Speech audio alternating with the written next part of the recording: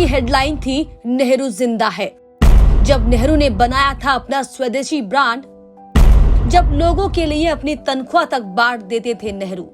जी हाँ, जब जब आधुनिक भारत के निर्माताओं की बात होगी तब तब देश के प्रथम प्रधानमंत्री जवाहरलाल नेहरू की चर्चा जरूर होगी, क्योंकि जवाहरलाल नेहरू न सिर्फ देश के प्रधानमंत्री थे बल्कि ऐसे महान स्वतंत्रता सेनानी भी थे जिन्होंने अंग्रेजों के खिलाफ देश की आजादी की लड़ाई लड़ी।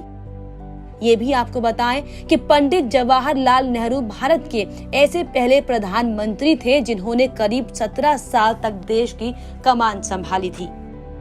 हालांकि आजादी से पहले और बाद में जवाहरलाल नेहरू की जिंदगी से जुड़े ऐसे कई रोचक किस्से हैं जिनके बारे में लोगों को पता नहीं है।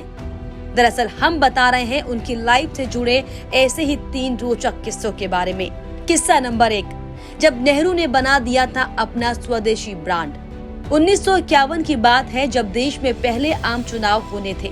तमाम दिक्कतों के बीच अलग अलग मुद्दे थे, लेकिन इन दिक्कतों के बीच जो सबसे बड़ी समस्या थी वो ये कि फॉरेन रिजर्व यानी कि डॉलर की कमी थी।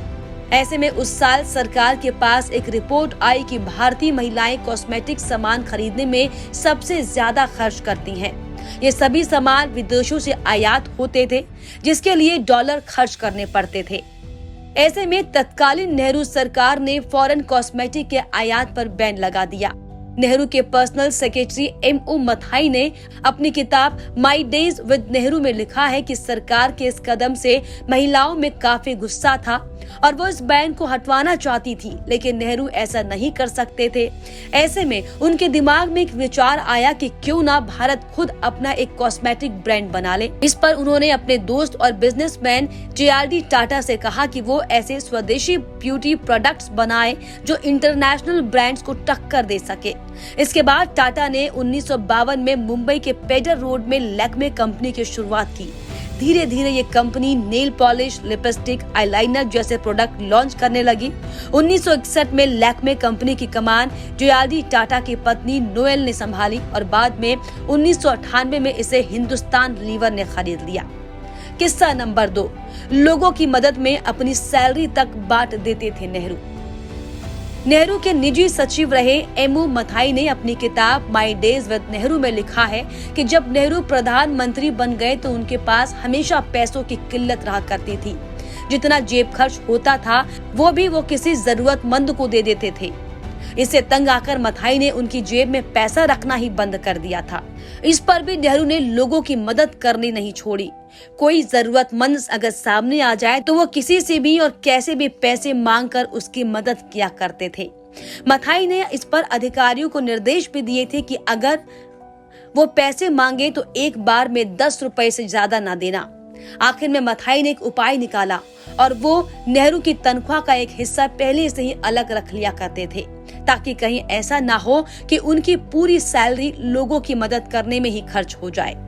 तो ऐसे थे नेहरू जो अपनी तनख्वाह से भी पैसे निकाल कर हर जरूरतमंद की मदद किया करते थे।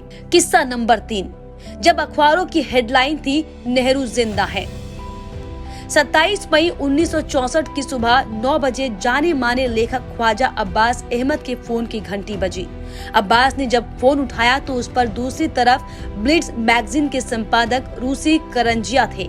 करंजिया ने कहा, अब्बास बहुत बुरा हो चुका है या फिर होने वाला है। अब्बास करंजिया का इशारा समझ गए और उन्होंने पूछा, नेहरू ठीक तो हैं? इस पर करंजिया ने कहा कि स्ट्रोक आया है, कुछ कह नहीं सकते।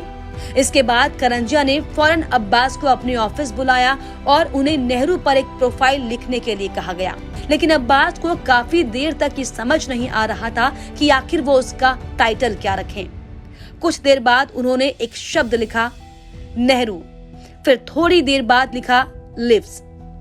अगली सुबह जब अखबार ने नेहरू की मौत की खबर छापी तो उनकी हेडलाइन यही थी, नेहरू लिव्स, यानी नेहरू जिंदा हैं। तो ऐसे कई रोचक किस्से जो पंडित जवाहरलाल नेहरू की जिंदगी से जुड़े हुए हैं, जो कि आम इंसान को प्रभावित करते हैं। लेकिन ऐसे में आपको ये रोचक जानकारी कैसी लगी, हमें कमेंट बॉक्स में जरूर लिखिएगा। साथ ही हमारे चैनल को सब्सक्राइब करना भी ना भूलें।